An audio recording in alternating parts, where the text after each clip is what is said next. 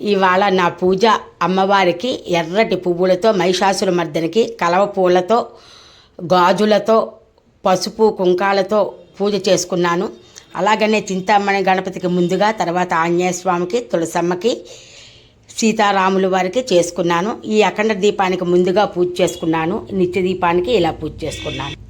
ఇకపోతే మహానివేదన పప్పు, పెరుగు, అన్నం, చారు, అలాగనే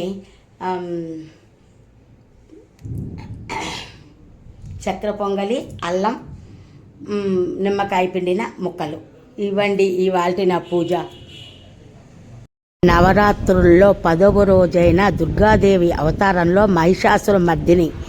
ఇవాళ నేను ముత్తైదువును పిలుచుకొని ఆవిడ దుర్గావతారమైన మహిషాసురమర్దినిగా ఆవిడని పూజ చేసుకున్నాను. సువాసిని పూజ చేసుకున్నాను.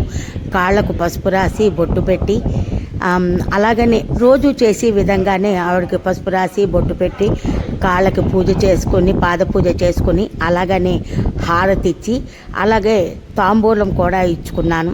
తాంబూలం కూడా ఇచ్చుకొని చక్కగా నేను ఆవిడకి పూజ చేసుకుని నమస్కారం, దుర్గావతారంలో ఉన్న మహిషాసురమర్దినిగా ఆవిడని భావించుకొని ఆవిడకి నమస్కారం చేసుకున్నాను. ఇలాగా నా పూజ 10వ రోజు కూడా ఇలా చాలా చక్కగా జరిగిందండి. మీ అందరికీ కూడా ఈ వీడియో నచ్చినట్టయితే లైక్ చేసి, కామెంట్ చేసి, సబ్స్క్రైబ్ చేసుకోండి. ఎలా చేశానో